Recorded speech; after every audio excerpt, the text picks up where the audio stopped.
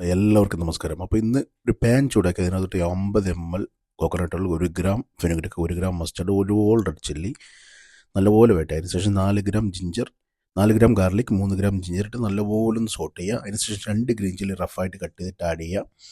നല്ലപോലെ വഴറ്റുക, brown ആകുന്നവരെ. Brown ആകുന്നതിന് വഴറ്റിയതിന് ശേഷം നമ്മൾ ഇതിനകത്തോട്ട് നല്ല ഫൈൻ ചോപ്പ് ചെയ്ത 100 ഗ്രാം ഷാലറ്റ്സ് ആഡ് ചെയ്യുക. അതിനുശേഷം നല്ലപോലെ വഴറ്റുക. വഴറ്റിയതിന് ശേഷം കുറച്ച് കറിവേപ്പില, 1 സ്പ്രിംഗ് കറിവേപ്പില ഇതിനകത്തോട്ട് ആഡ് ചെയ്യുക. ആഡ് ചെയ്തതിന് ശേഷം വഴറ്റുക. സോൾട്ട് നിങ്ങളുടെ ആവശ്യത്തിന് സോൾട്ട് ഇടുക. ഇട്ടതിന് ശേഷം നല്ല വഴറ്റിയതിന് ശേഷം 4 ടീസ്പൂൺ കാശ്മീരി ചില്ലി പൗഡർ, നല്ല കളർ കിട്ടാൻ വേണ്ടിയിട്ടാണ് കാശ്മീരി ചില്ലി പൗഡർ ആഡ് ചെയ്യുന്നത്. 4 ടീസ്പൂൺ കാശ്മീരി ചില്ലി പൗഡർ. അതിനുശേഷം 1 ടീസ്പൂൺ കൊറിയാൻഡർ പൗഡർ, അതുപോലെ തന്നെ 1/4 ടീസ്പൂൺ ടർമറിക് പൗഡർ.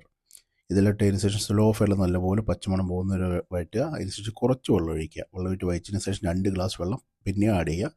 ആഡ് ചെയ്തതിന് ശേഷം 4 കുടംപുളി, സോക്ക് ചെയ്തിട്ടുള്ള കുടംപുളി ആഡ് ചെയ്യുക. അതിനുശേഷം നല്ലപോലെ തിളപ്പിക്കുക. തിളപ്പിച്ചതിന് ശേഷം എൻ്റെ കയ്യിൽ ടൂണ ഫിഷ് ഉണ്ട്, ഒരു 300 ഗ്രാം ടൂണ, ഫ്രോസൺ ടൂണയാണ്. ടൂണ ഇതിനകത്തോട്ട് ആഡ് ചെയ്യുക. ആഡ് ചെയ്തതിന് ശേഷം ഫിഷ് കുക്ക് ആകുന്നവരെ നല്ല സ്ലോ ഫയറിൽ കുക്ക് ചെയ്തെടുക്കാം. എന്നിട്ട് നിർത്തുന്നതിന് മുന്നായിട്ട് 1 സ്പൂണ് നമ്മൾ കോക്കനട്ട് ഓയിൽ, അതുപോലെ തന്നെ കറി ലീഫും മുകളിലൂടെ ഇട്ട് കൊടുക്കുക. നിർത്തുക. എത്ര ഉള്ളൂ. ഇതിൻ്റെ കൂടെ നല്ല അടിപൊളി കപ്പ അല്ലെങ്കിൽ നല്ല ചോറും തൈരും ഇതെല്ലാം കൂടി അടിക്കാൻ നല്ല അടിപൊളിയാണ്. നല്ല സിമ്പിളായിട്ടുള്ള റെസിപ്പിയാണ്. എല്ലാവരും ട്രൈ ചെയ്യുക. അപ്പോൾ ചെറിയുള്ളി ഇട്ട മീൻ പറ്റിച്ചത് എല്ലാവരും ട്രൈ ചെയ്യുക. Thank you very much.